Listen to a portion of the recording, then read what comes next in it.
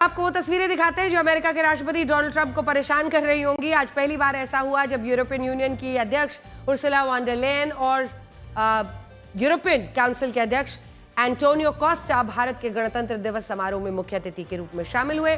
और इस दौरान प्रधानमंत्री मोदी और यूरोपियन यूनियन के अध्यक्ष उर्सुला वॉन डर लेयन के बीच एक ऐसा कूटनीतिक रिश्ता दिखा जिसमें दोनों नेता काफी सहज नजर आ रहे थे।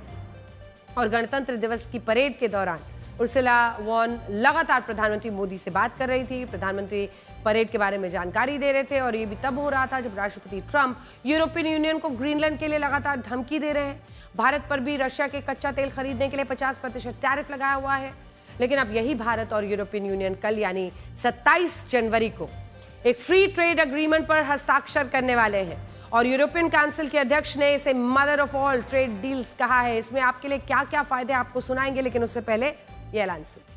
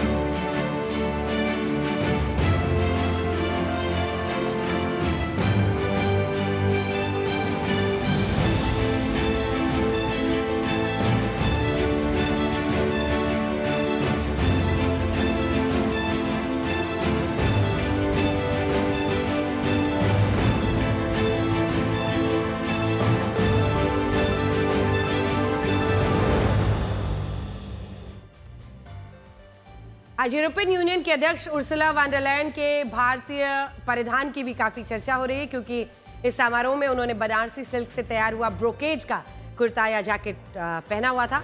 यहाँ ब्रोकेड उस कपड़े को कहते हैं जिसमें सोने चांदी की जरी या मोटे रेशमी धागों से उभरे हुए डिजाइन बुने जाते हैं। और उर्सुला वॉन डर लेयन भी बनारसी सिल्क का ब्रोकेड का कुर्ता पहना था आज उन्होंने। खूब चर्चा हुई उनके लुक की। अब देखिए, भारत के साथ फ्री ट्रेड अग्रीमेंट करने को लेकर काफी उत्साह उनमें भी दिखा है। यूरोपियन यूनियन में कुल 27 देश आते हैं जिनका पूरी दुनिया की जीडीपी में 14% हिस्सेदारी है। भारत के लिए यूरोपियन यूनियन उसका सबसे बड़ा ट्रेड पार्टनर है। हम पूरी दुनिया में सबसे ज्यादा व्यापार यूरोप के देशों से साथ ही करते हैं। हालांकि यूरोपियन यूनियन के लिए अभी भारत उतना बड़ा ट्रेड पार्टनर नहीं है।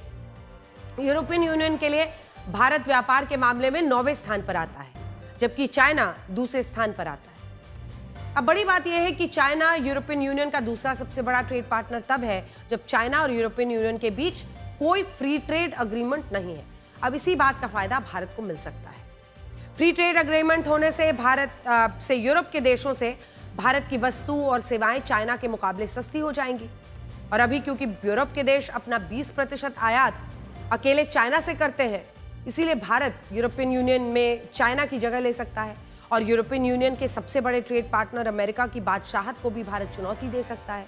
यही कारण है कि भारत और यूरोपियन यूनियन के बीच होने वाली इस डील को mother of all trade deals कहा जा रहा है। वैसे आज यूरोपियन यूनियन की अध्यक्ष उर्सुला वॉन और यूरोपियन काउंसिल के अध्यक्ष एंटोनियो कोस्टा राष्ट्रपति द्रौपदी मुर्मू के साथ एक बग्गी में बैठकर राष्ट्रपति भवन के प्रांगण में से कर्तव्य पथ पर पहुंचे।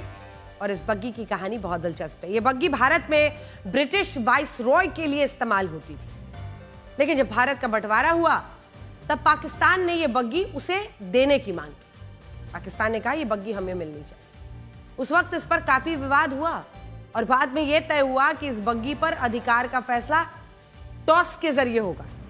सिक्का जिसके पक्ष में गिरेगा बग्गी उसे ही सौंपी जाएगी। इसके बाद यह टॉस हुआ और भारत को टॉस में जीत मिली। उसी के बाद ये बग्गी भारत को मिली और आज इसी से राष्ट्रपति द्रौपदी मुर्मू यूरोपियन यूनियन की अध्यक्ष उर्सुला वॉन और यूरोपियन काउंसिल के अध्यक्ष एंटोनियो कोस्टा के साथ कर्तव्य पथ पर पहुंची।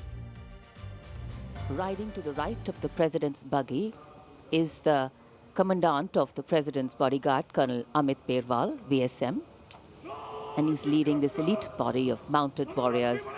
Colonel Amit Perwal gives the command, and to the left of the president's buggy will be riding the second in command, astride Arya. The presidential buggy, a symbol of India's rich history, traditions and culture. of the Indian Army. Going around the 44-meter tall Jaipur column.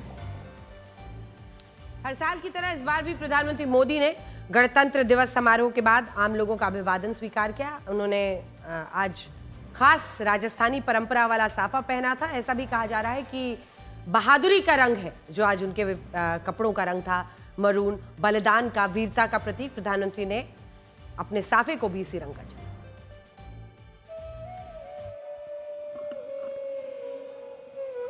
समारोह का वो हिस्सा जिसकी प्रतीक्षा यहाँ मौजूद सभी को रहती है, जब प्रधानमंत्री उनके निकट, उनके दीर्घाओं के निकट पहुंचते हैं, उनका अभिवादन स्वीकार करते हैं। यादगार के कुछ और पल उनकी यादों में शामिल, और प्रधानमंत्री कोशिश करते हैं कि वो काफी दूर तक इन दीर्घाओं में जो दर्शक हैं उनके पास जाएं, उनके नजदीक जाएं और उनका अभिवादन स्वीकार करें।